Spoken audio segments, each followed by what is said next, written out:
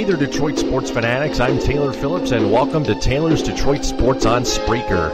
You can also find this and all other episodes of Taylor's Detroit Sports on iHeartRadio. If you have any opinions on everything that's going on in the Detroit sports world, call in or send a text message live on the show at 231-429-3668. That's 231-429-3668.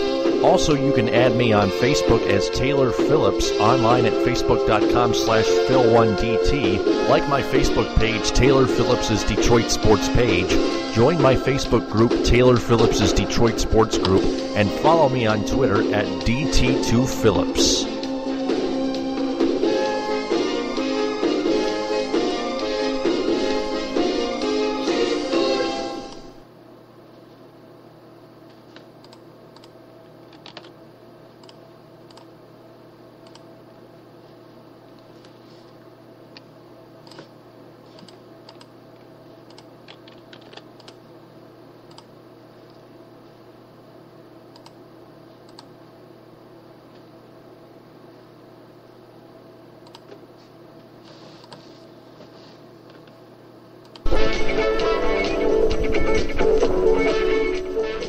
And welcome to episode 102 on Taylor's Detroit Sports on Spreaker and iHeartRadio. I'm Taylor Phillips.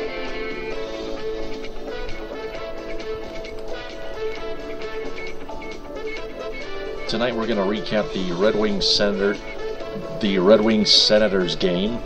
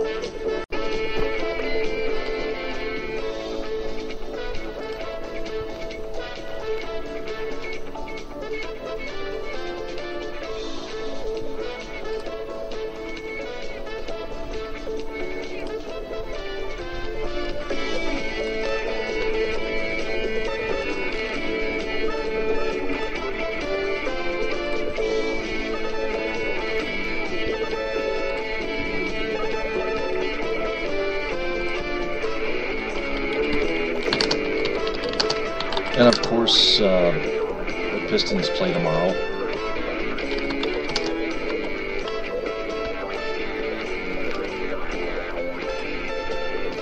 Had some connection issues recently, and then my DJ console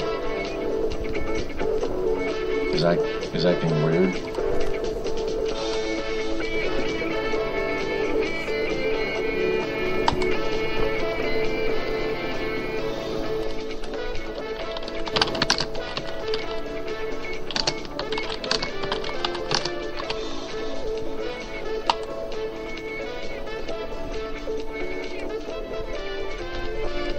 Alright, now we're back on track here.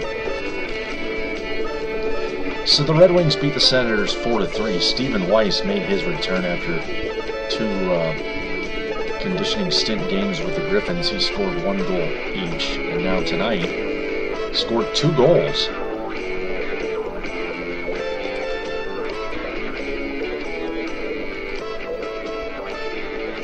His second goal of the game was actually thusly his 400th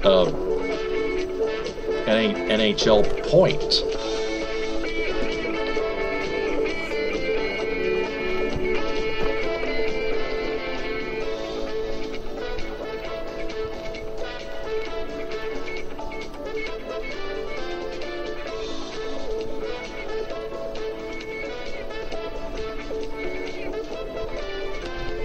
Both of his goals came just 4:18 apart in the second period. after Riley Shahan put the Wings in the lead. They got off to a slow start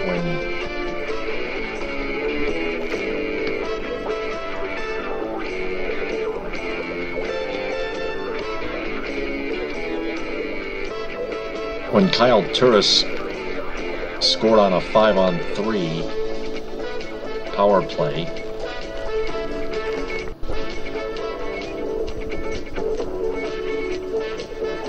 To give the Senators an early 1-0 lead, but Gustav Nyquist tied the game at 1 on the power play, assisted by Henrik Zetterberg and Niklas Kronwall. And I'm having an issue with the official Red Wings mobile app. It keeps telling me 25 times that a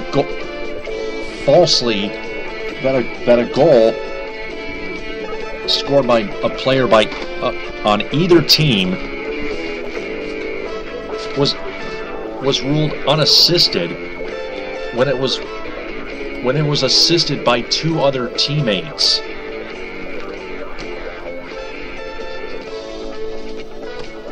Nyquist's goal, the Red Wings mobile app reported that Nyquist's goal was unassisted, which is completely false. And I had to file a complaint to the Red Wings website, the official Red Wings website, about it, and I told them I checked the box score and it was from my NHL Game Center mobile app. Then it was that the Nyquist goal was assisted by Henrik Zetterberg and Niklas Kronwall.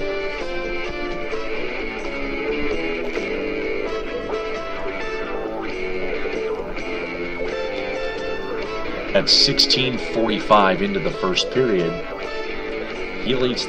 By the way, Nyquist leads the team in scoring with 10 goals.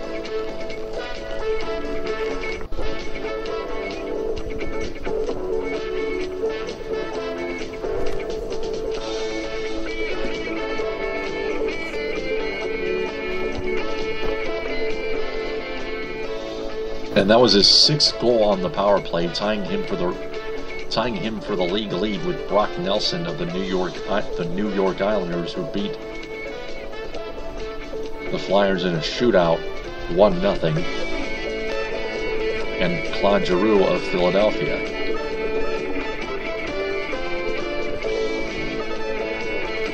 Let's see if I got the Islanders opponent right. Yep, I did.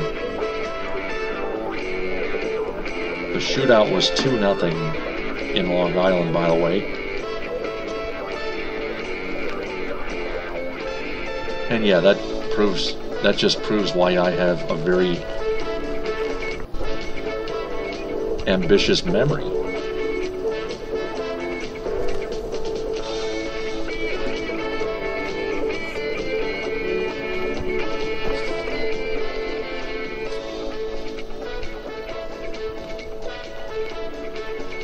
But anyway, whoever is behind the notifications of the official Red Wings mobile app in terms of goals being scored is so mentally stupid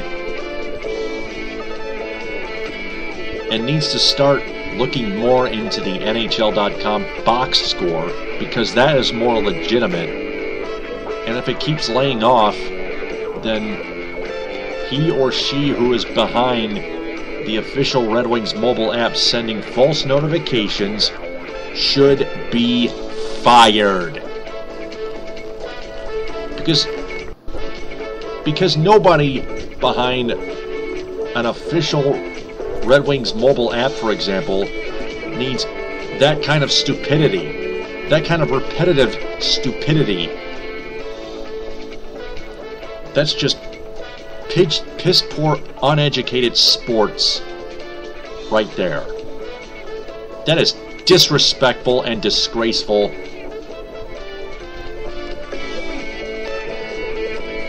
They ought to be ashamed of themselves.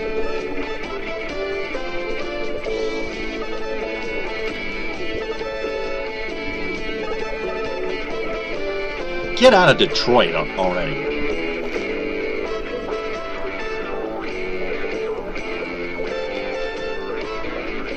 If anybody else has the official Red Wings mobile app on their smartphone and has a problem with it being false on goals being scored that are falsely reported unassisted, give me a call, 231-429-3668. You can text message me on the same number, 231-429-3668.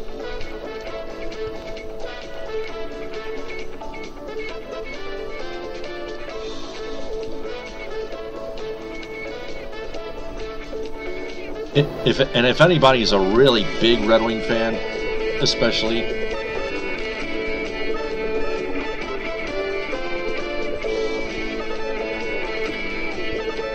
they need to let me know, and they should download the Red Wings mobile app and the NHL Game Center mobile app, and just compare the two. It's not hard at all. The NHL Game Center mobile app is way more accurate and precise than the Red Wings official mobile app.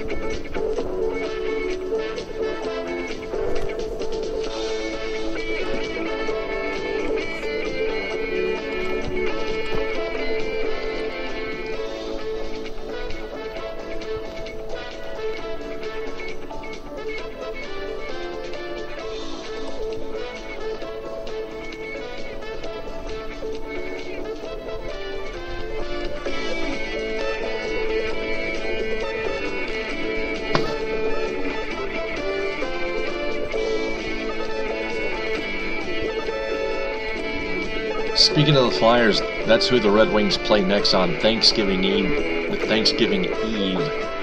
Wednesday night. That's going to be on Fox Sports Detroit Plus. And yes, it is official. For those who catch the Red Wings games on the radio, you can catch them on 97.1 The Ticket in Southfield, in the greater Detroit area, with Ken Cal and Paul Woods.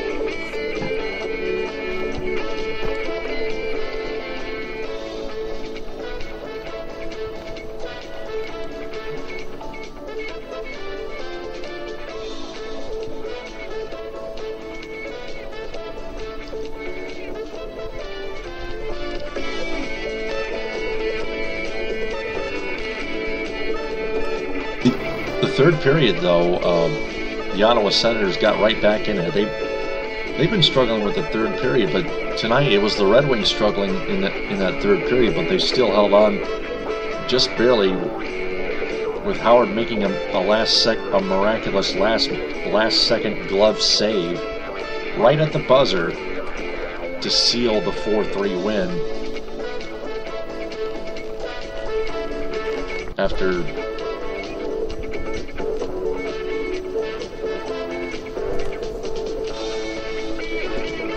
Erik Karlsson and Mike Hoffman tallied for Ottawa. Hoffman's goal was scored with 34.3 seconds left in the third, with goaltender Craig Anderson pulled for a sixth man. Karlsson's goal occurred at 2:43 into the third period because of a bad turnover, which led to an offensive screening play, a screening forecheck play that paid off.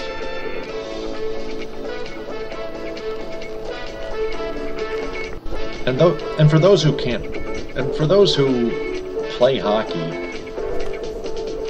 you know you can't turn the puck over when you play team hockey. That is just another one of those stupid turnovers.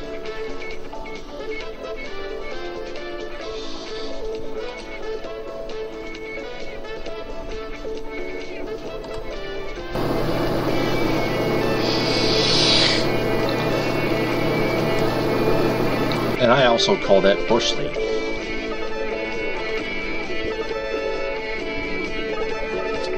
Those Bush League turnovers just keep irritating me. They just can't go away.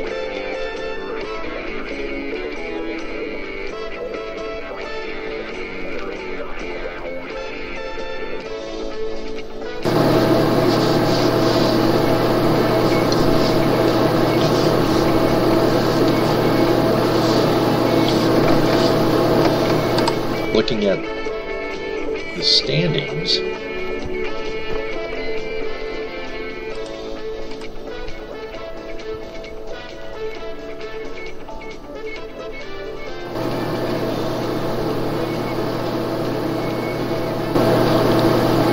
oh boy.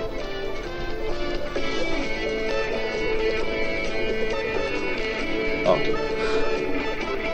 My computer needs to stop freezing up, otherwise I'm going to beat it to death. I'm going to destroy it.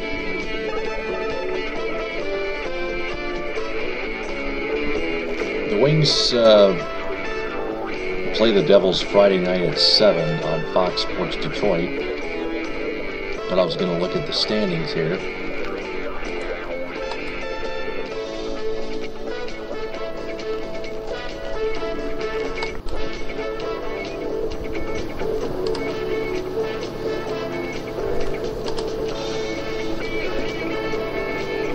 The Wings are in a tie for 5th place with the Boston Bruins with 27 points, following a 3-way tie for 2nd place between the Pittsburgh Penguins, New York Islanders,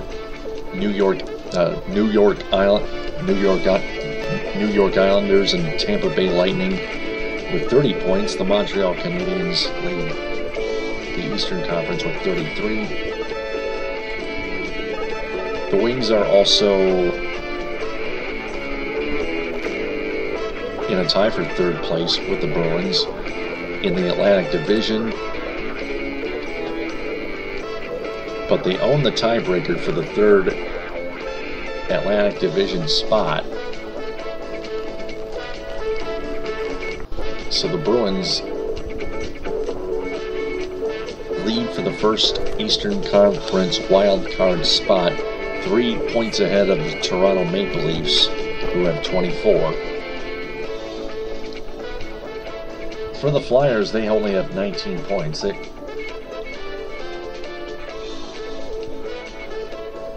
Last time the Wings and the Flyers met, it was in Philadelphia, where the Wings haven't won since '97.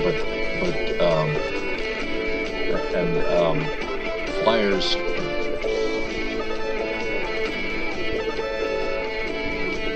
flew away with that one, 4-2. The Wings let them get away, let them fly away.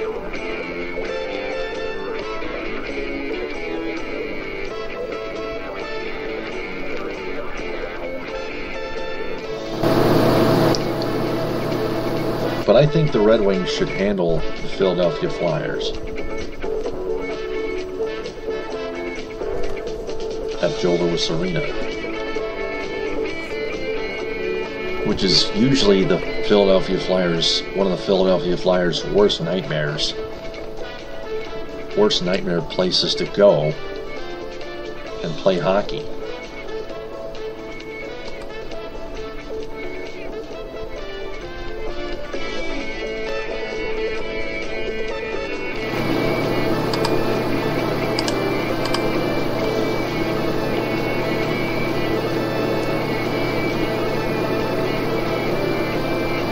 That game Wednesday night dropped its puck at 7:30.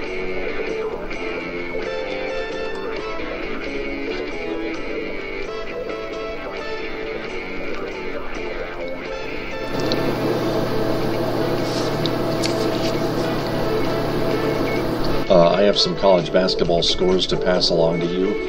Number 20, Michigan State beats Santa Clara 79-52. Travis Trice with 19 points and 8 assists. Jared Brownridge with 12 points on 3 of 12 shooting. Number 19, Michigan beats Oregon barely 70-63. Karis LeVert with 18 points, 5 rebounds, and 2 steals. Zach Irvin, 19 points, and Joseph Young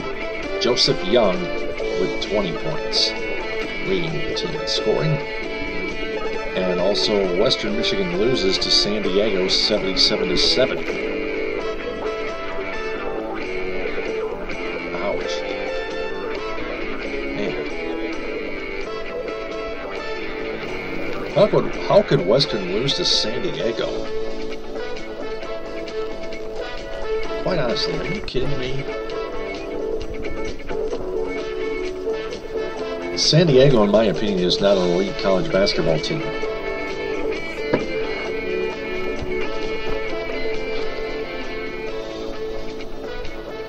Looking at the Pistons now, they play in Milwaukee against the Bucks at 8 o'clock tomorrow night on Fox Sports Detroit.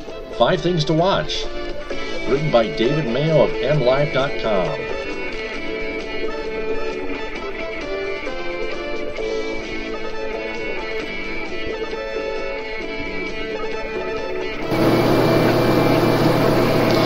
As bad as things are for the Detroit Pistons and their 14th place standing in the 15-team NBA Eastern Conference fairly illustrates it, they are 2 games out of the 8th and final playoff spot.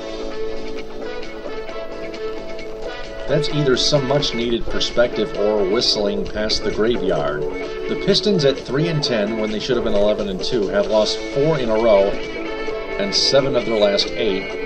They have won once in the last 2 weeks, which is a trend they badly need to reverse.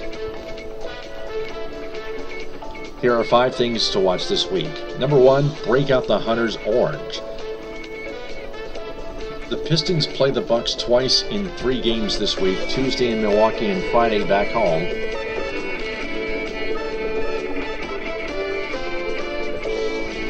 The Bucks are one of the NBA's surprise teams in the early going with a 7-7 record, while the Pistons have sunk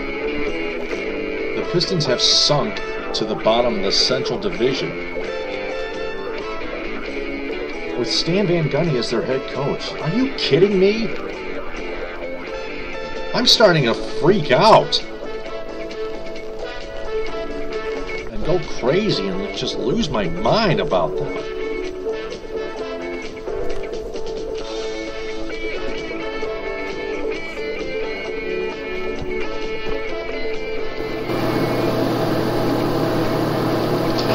If Detroit plans to reverse this poor start, winning both these Milwaukee games would be a start.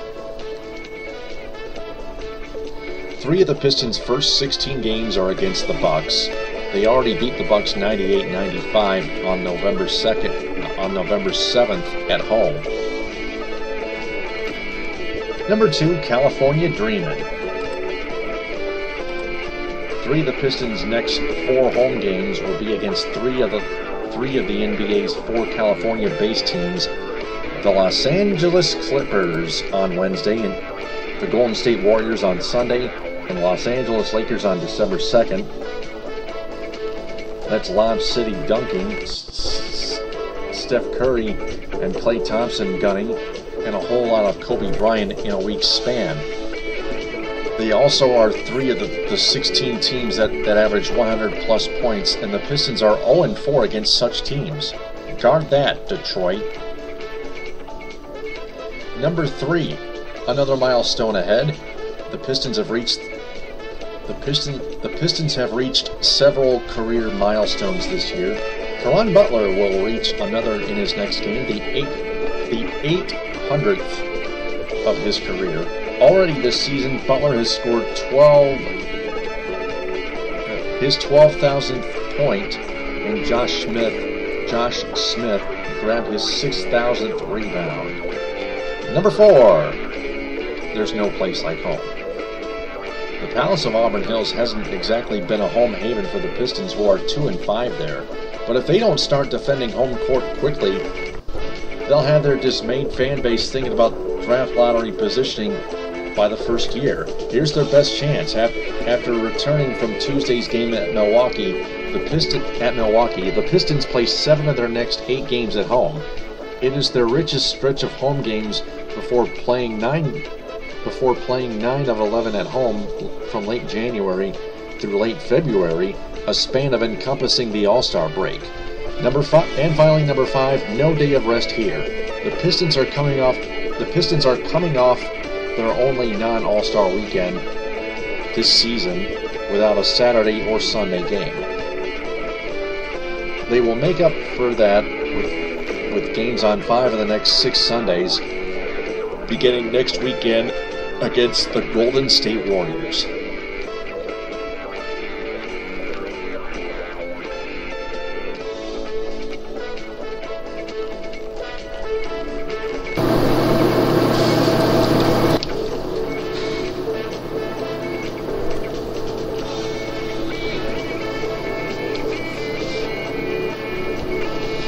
Stan Van Gundy says there has been no conflict between coaching roster and contemplating changes. Well, you're right, because it's still early, but they should have, even though they should have been 11-2 under that guy. I just tweeted it, so you can read it in a week.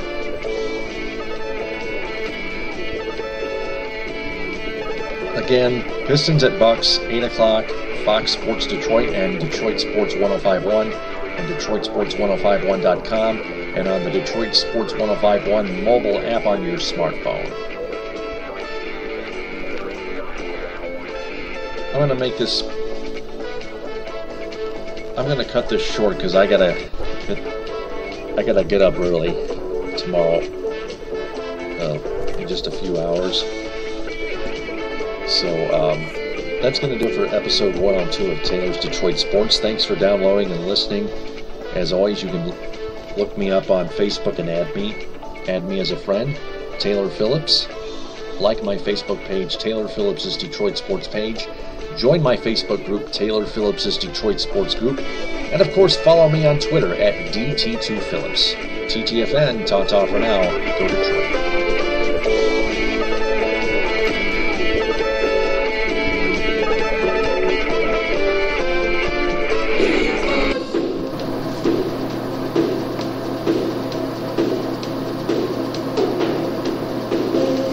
Hey there, Detroit sports fanatics. I'm Taylor Phillips, and welcome to Taylor's Detroit Sports on Spreaker.